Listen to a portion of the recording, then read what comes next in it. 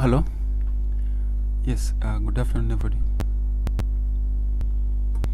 I hope you're having a good afternoon. So today's 6th of January. Our webinar for the day is going to be on how to draw support and resistance levels correctly. So we've done something like this before. If you can remember, we've done something almost close to this before. So whatever we're going to do now, we are just going to build on what we did previously. We want to see exactly how to ensure that you get it much more correctly. So there are certain things that whenever you're drawing support and resistance, you need to take into account. Not only drawing levels is important, but there are particular things which you must take into account whenever you're drawing your support and resistance levels correctly. So the idea is not just to pick a level and then place a line there, then call that a support. No, there are certain characteristics which a good support should have, and there are certain characteristics which a good resistance level should be having, and that's exactly what we're going to look at. So first of all, what is a support or what's a resistance level? If the price moves up and then reaches a particular level and then reverses from that level becomes a resistance level. And if the price moves to the lower side, reaches a particular level and then reverses back to the upper side, then that becomes a support level. That's the basic definition of a support and resistance level. The highest place the price has reached before reversing, and the lowest place the price has reached before reversing to the upper side. Those are the resistance and the support levels. So that's the simplest definition. Like here, assuming you have price moving up to some level here, and then it reverses from this point, this becomes a resistance level. And if the price comes back again, it's still a resistance level. So where the price reverses from the lower side, this is a support, this is a support, and where the price reverses from the upper side, this is a resistance level. Does that make sense? Where the price reverses, if the price moves up, reaches this point, then moves to the lower side, this is a sell. If the price moves down to this point and bounces off from this point, this becomes a place to buy from. Okay, now on the real chart, just look at this. Whatever I'm going to explain on this chart, you can see this move. There's a big move up to this point, then the price has reversed to the lower side. So technically, any place where the price has reversed from becomes a resistance level. So like this is a resistance, this is a resistance, this is a resistance, this is a resistance level, this is another resistance level, then this is a support, and this is a support, then this here is a support. We have this this is a resistance, and this is a resistance. Any place where the price has reversed from, if you are to draw support and resistance levels anyhow, there are very many. There are very many. Like technically, we would have this as a resistance, we would have this as a resistance, we would have this as a resistance. Even this one here, this could be a good resistance. We would also have this as a resistance, then we would have this as a resistance, we would have this as a resistance, and then we would also have maybe this also as a resistance, and we have several support, like this a support here, this a support. Look at how congested this chart is, assuming you're just drawing a supports based on where the price has reversed from. Like if the price moves down and it has reversed to the upper side, that becomes a support for you for a buy. If you start doing that, if you start buying basically based on that, if you start buying just because this a reversal, I mean, you start drawing support and resistance levels based on where the price has reversed from, you'll get numerous support and resistance levels. So you don't want to get yourself in a mess like this. The last thing you want is to get yourself in a mess like this. So to weed out all these levels, this the first rule: a good resistance level must have been used at least 2 times in the past. At least 2 times in the past. A good resistance levels must have been used at least 2 times in the past. So what that would mean is this: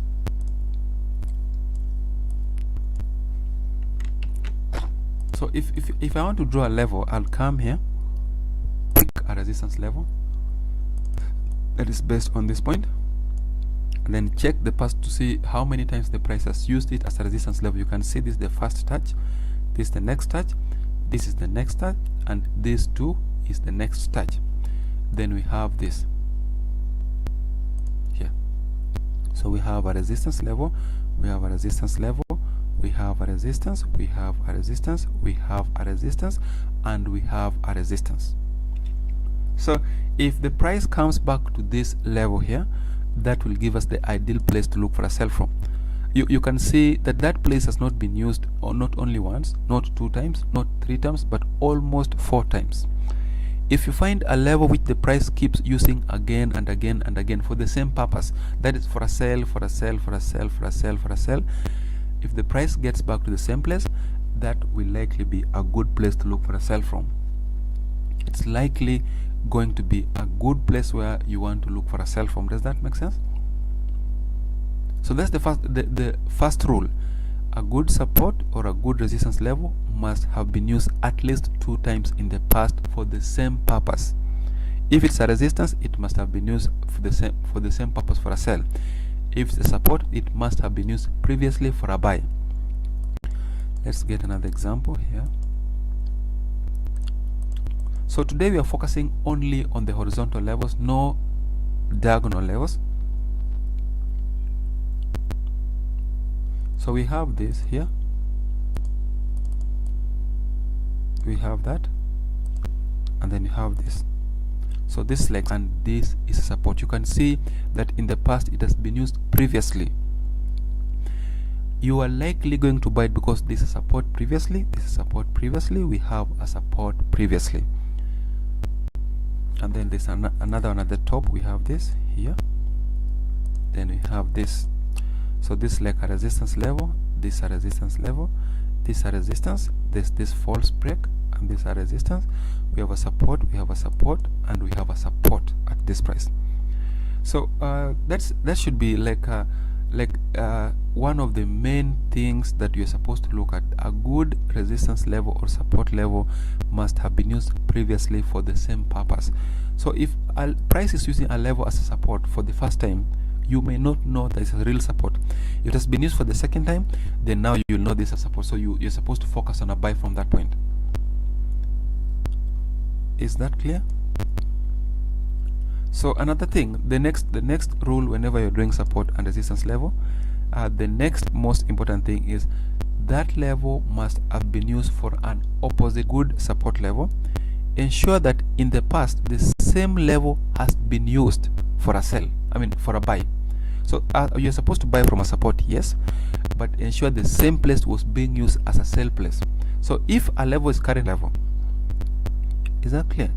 So we'll look at that.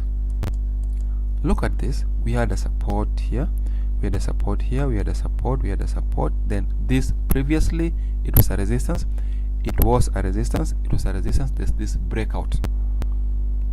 So we had a resistance, a resistance, a resistance. There's a breakout. We have a support, we have a support, we have a support here, and we have a support. If the same place was used previously for a resistance for an opposite purpose, it's better to use the same place for now a buy and a buy and a buy and a buy.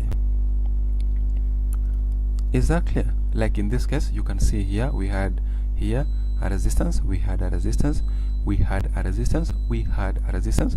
There is a breakout, then we have a support, a support, a support. So whenever you want to buy it here, before you pick a buy at this price or at this price or at this price, just ensure that the same place was used as a sell place. And you can see that in the past that it was actually being used for a sell. We have that sell, we have that sell, and we have that sell, then we have that sell there. So what that's as a resistance and as a sell place, you can now confidently use that place for a buy. Any place before you use it, ensure it was used for an opposite purpose. Are we on the same page? Yes, we should be on the same page, because it makes more sense. Whatever I'm saying makes more sense, especially if you can practice it. If you can sit down and practice it for some times, you'll see that whatever we are saying here actually makes a lot of sense. The same place must have been used for an opposite purpose, and then it must have been used as support at least 2 times.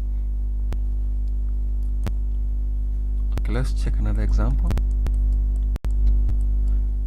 So the first thing is to identify a level. Like in this case, you have to identify a level here. This is a support here, and then you have another support there. So this like some support, there's a support, there's a breakout. You can see the price did not come back, but if the price, assuming this tail could have come up to this point, then the next candle actually came back to the same place, then that could have been a good place to look for a sell from. Is that okay? Let's check another example. We have one here. So this like some resistance level here. There is a bounce, and then there's a continuation, there's a break up, there's a retracement, and the price is currently above the same place.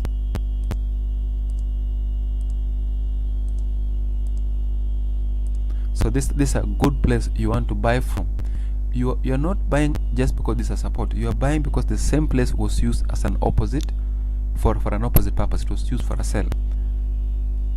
The other example is this. We have that, and then we have that. So you can see that we had a support, there's a breakout, and there's a move up. So this is a good place to look for a sell from. If you're on this chart, then this will be a good place you want to sell from. Does it make sense? For you, does it make sense? So you can see we had a support, there's a breakout, there's a retracement up to this point. So this is a good place you want to sell from. Let's check another example. We have it there, and we have it here. So this is like some support here, this support, there is a breakout, there's a retracement, it continued down, it came back as a retracement, down as a retracement, down as a retracement, down, before eventually breaking above. So these were the ideal places to look for sell from. This was a sell place, and this was a sell place, and this too was a sell place. We also had this as a sell place. So these are the places where you actually would want to sell from. If the price now keeps coming back to the same place, the price keeps using the same place, you're supposed to look for a sell from. So another thing which makes a level interesting is if around the same place you're seeing indecision candles. That is, if you have a resistance level, support level, and within that zone you can see that there are some indecision candles. The indecision means struggling. If you can see struggling within those areas, then those are the correct places to look for. Like you can see this struggling, you can see this struggling, you can see this struggling. These are indecision candles. We also have this. If you can see those candles, then just know that that is most probably a good place where you want to look for a trade from. Indecision means we don't know exactly what to do. So there cannot be indecision where the price has a clear direction, where already there's a direction. Indecision candles occurs where we are not decided. So if you see indecision candles within zones like this, then just know that most likely that place is a significant place. It's a significant area where you need to check properly. So we'll get the next example here. This is not a very good one, but you can see the one at the bottom here. You can see this as a support. We have a support here, we have a support, we have a support, we have a support. It was used mainly this like a minus resistance level. We have a support, we have a support, we have a support, we have a support, and we have a support. The next example is this.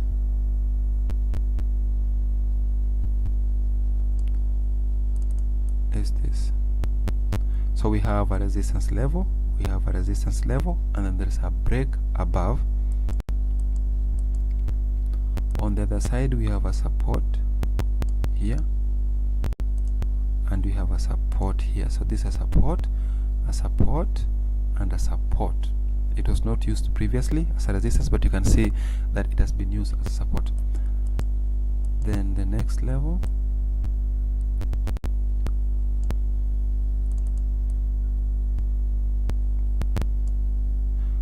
a support here, we have a support here, we have a support, we have a support here. So this is like a support, a support, a support, a support. If the price could have come back to the same place, this could have been the correct place to look for a buy from. We get the next example.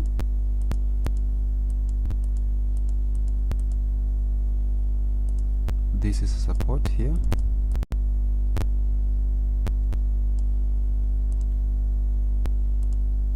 So this is like some support, some support, some support, some support. On the upper side, we have this, a resistance, a resistance, a resistance, and a resistance. If the price breaks up but did not come back down, then this could have been a good place to look for a buy from. We check the next example. The next example is this, and then we have this here. So just some support, some support, some support, but it has not been used as a resistance before, so we can't trust this. We'll get another example. There is another one here. So this is like some support, some support, some support, which has been broken. The price has come back, You can see there are several indecision candles within this zone. So these are good signs that the price will likely continue up. If you have anything like this, if you have a level where there are several indecision candles, then those are good signs that the price will likely continue up from that point, or will reverse from that point. Is that clear? So thank you very much. We are winding it up there.